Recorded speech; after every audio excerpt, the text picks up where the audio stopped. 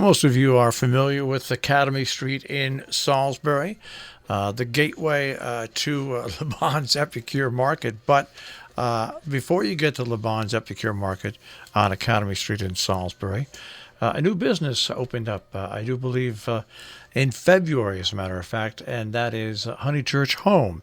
And it is on the left as you're going down, right before you get to where Dan Dwyer has his bookstore. And we are welcoming the owner this morning here on Robin Hood Radio, Carolyn Piccerelli, and she's joining us now. Good morning, Carolyn, and thanks for joining us. Oh, good morning, Marshall. Thank you for having me. Well, you started the store in February. It's a retail store, and I guess my first question, have you been in retail before, or is this something that you've been thinking about and you figured, okay, the time is right for me to do this now?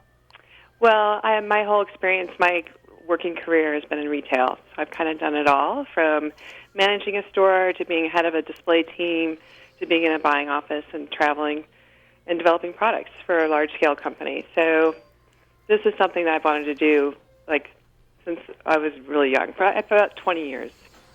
You know, it's interesting to hear you say that. I got into radio at a very early age, hanging around and doing various different things, and then my first real full-time job, by the time I left that job after about 8 years, I had done numerous different things to learn numerous different parts of the radio business, and it really helped me with the future. And it sounds like with you especially, with what you just said, that you took all of those experiences as learning experiences, and that combines you and put you in pretty good shape as someone to open up a shop.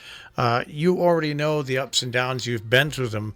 Am I accurate in figuring that out? You are accurate, and hopefully, yes, it's a culmination of all my experience will kind of come through in the store, and hopefully this experience makes me able to be successful. And I find it also interesting that you opened in February, and I guess what I'm going to say is, when you were looking for a location, were you actively looking to open a location, or were you waiting for a specific location to open up and said, yeah, that's the location? I wasn't waiting for a specific location. I was kind of keeping my eye out, and I actually had promised my husband we would do the store opening in a few years from now. And then a friend mentioned to me that this store location was available, and as soon as I walked in, I knew it was the perfect spot. And, of course, the store location that became available was the Country Bistro, which is located on Academy Street for you folks listening. That is where they are located now. Okay, so the space was a perfect fit. How much renovating did you do to get the store ready to open? Well, the owners of the building were in the process. They had gutted the entire building and were in the process of kind of putting it back together. So it was mid-construction when I saw it, and they were kind enough to ask my input a little bit on the things that they were doing in the store once we agreed that I would lease it. So they finished construction on the store last summer, at the end of the summer. All right, and then and you've been so now you've got the store, you've got the lease, you've got the store. Now you've got to fill the store. What knowledge did you use to initially put the inventory in the store when you first opened up in February? Well, a big part of my job in past lives was to go to shows, trade shows basically, and see what the trends were. So the first thing I did was travel about an hour and a half to 2 hours all around Salisbury, visiting different home decor stores in the area, as well as New York City, to kind of get a feel of what the market looked like now. And then we planned our travels to go and find products to bring back to the store.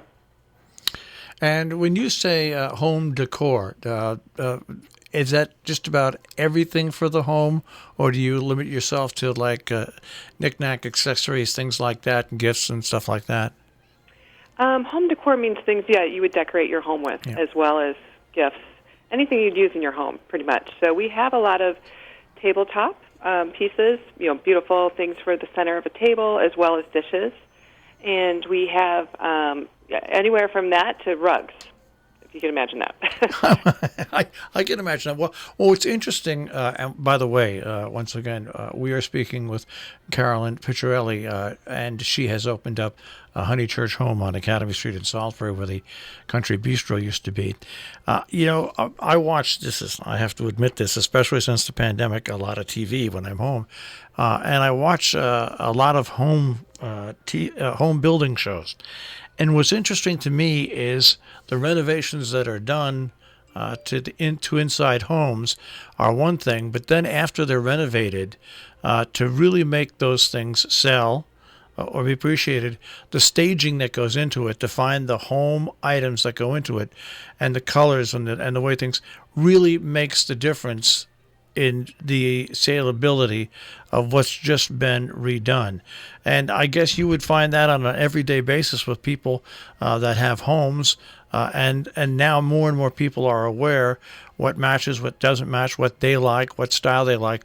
So I would imagine, especially with new homeowners and stuff, and then regular homeowners, that what you do basically is complement what they do with their inside their house.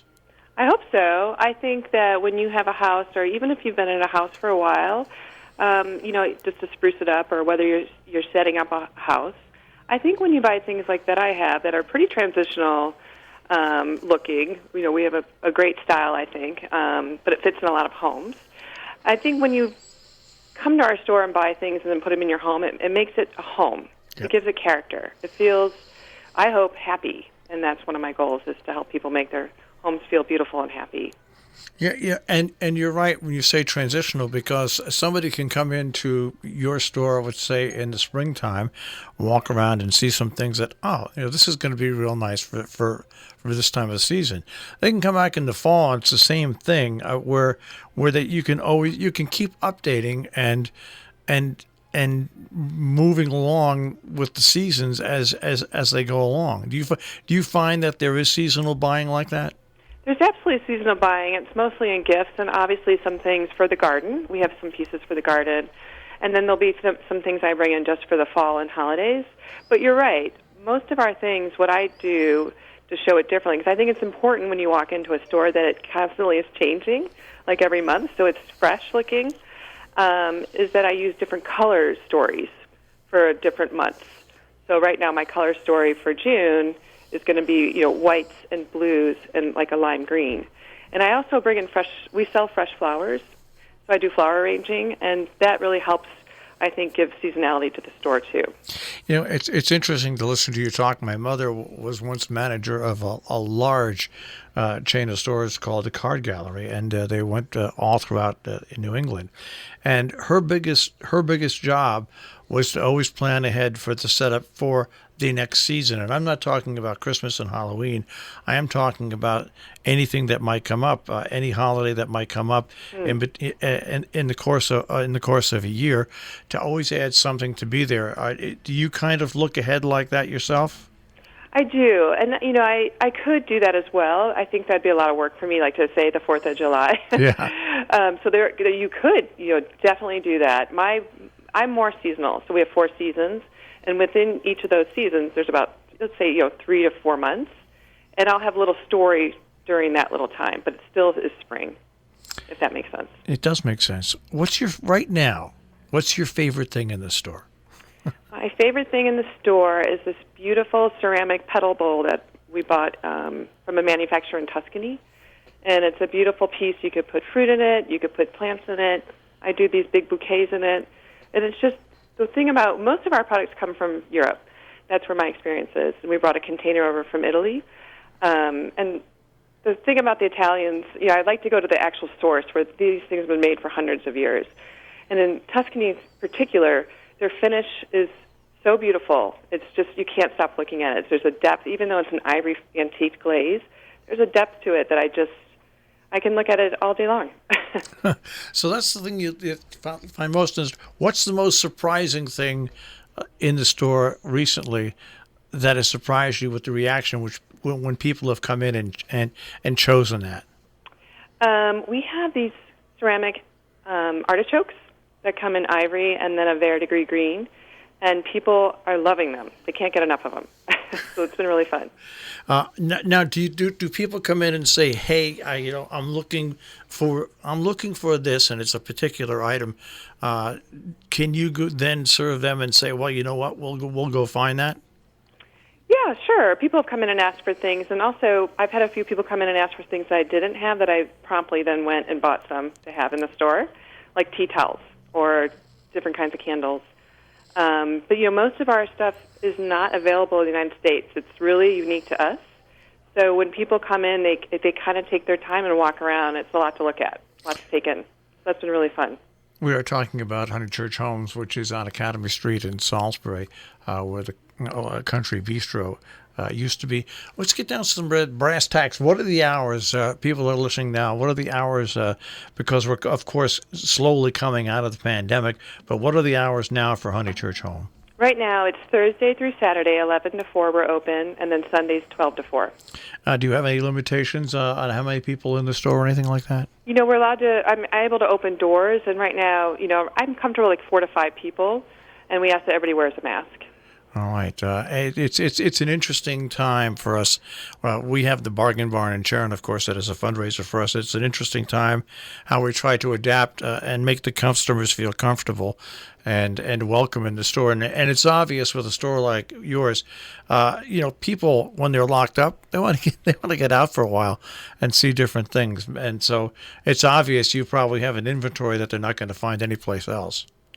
Yeah, I think the people that have come through have been really happy to get out, or they've been wondering, since we've been closed for COVID, what's in this store? What is this about? So there's been a lot of curiosity.